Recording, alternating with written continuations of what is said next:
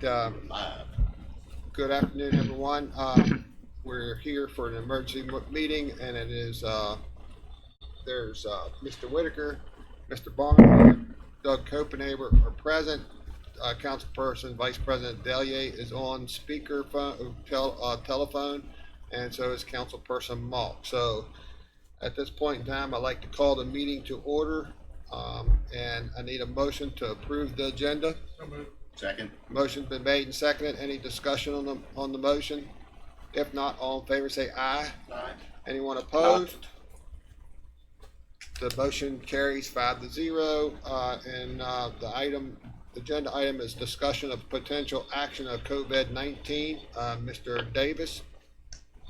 Yes, sir. As the council's aware, after a series of conference calls that we had with the governor and his staff on Friday, late Friday evening, the governor issued executive order number 2020-20, dated April the 3rd, 2020, which provides the Berkeley County Council and Berkeley Morgan County Health Department the ability to impose additional restrictions upon residents, businesses, and public bodies of Berkeley County. We met on Saturday. Saturday morning was basically from 9:15 in the morning till 9:30 at night for me.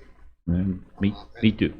And, yeah, and we got a lot done, and it was the city of Martinsburg being represented by city manager Mark Baldwin. The mayor was on the phone. Ken Sayre was on the phone for the city. It was myself, Alan Davis, Mr. Bentley, Bill Kearns, and Dr. Reedy in meetings trying to work through this process for our order we put in place.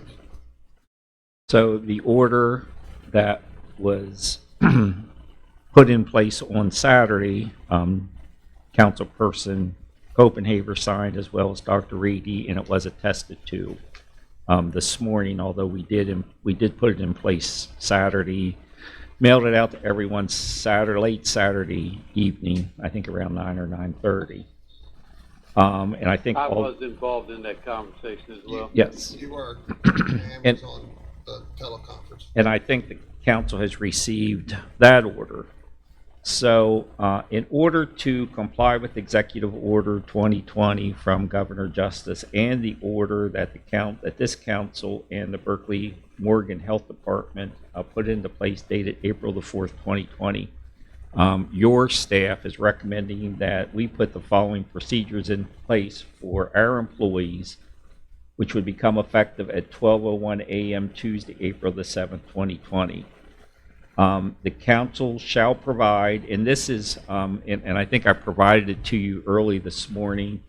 Andy Blake put together some tables of what surrounding states have done, Virginia, West Virginia, Maryland, Pennsylvania, and Ohio, what they put into place, as well as some of the surrounding counties have done in the city of Martinsburg. So this is similar to particularly what the city of Martinsburg has done.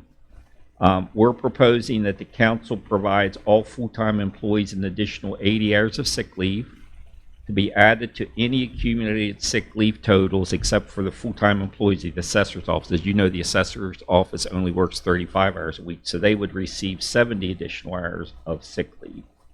The scheduling of the sick leave shall be accomplished according to an employee's classification as essential or non-essential as set forth herein below. These categories of employees are already in place through our inclement weather policy, which not only deals with inclement weather but also man-made and natural disasters. A Category 1 essential employee is any employee in a department whose function is considered necessary for public safety. As I said, during a weather incident, general emergency, or disaster. Employees in this category include but are not limited to police, fire, emergency services, homeland security, emergency medical, and emergency communications employees. Law enforcement personnel includes not only our uniformed personnel, but also any administrative staff as designated by the sheriff. Same way with central dispatch would be our telecommunicators, supervisory personnel, and again, any administrative staff is designated. Department of Homeland Security and Emergency Management personnel, including administrative staff as designated, and firefighters, including any administrative staff that may be assigned. Mr. Bentley. Go ahead, carry on. These employees shall have 80 hours of eligible sick leave added to their existing accumulations of sick leave, but shall not be eligible to use it until the state of emergency expires and scheduling permits. What we're trying to do is treat all of our employees the same, and you'll see why we're proposing this as we go down further. No matter, and this is for full-time employees only, so no matter whether you're considered Category 1 essential, Category 2 essential, or Category 3 non-essential, you're going to get the extra vacation added to your accumulation, or sick leave, sick leave. A Category 2 essential employee is any employee of a department whose function is not considered necessary for public safety, but whose presence may be necessary during a weather incident, general emergency, or disaster. Employees in this category include but are not limited to the county administrator, IT department personnel, fleet services personnel, all facilities department personnel to include building custodians, and those employees involved in ice and or snow removal. Of course, we don't have to worry about that. So employees in this classification, of course, would be the county administrator, as well as any administrative and professional support staff as designated, court security personnel, which would be our court marshals and deputy court marshals, facilities personnel to include building maintenance and custodial personnel, and information technology, including administrative staff.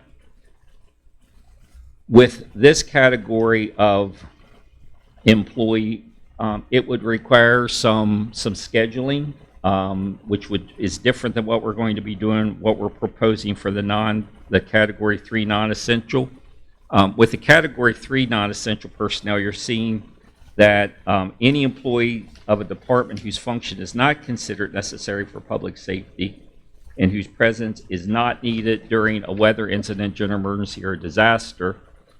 This would include most administrative and clerical personnel. What we're proposing for these folks is that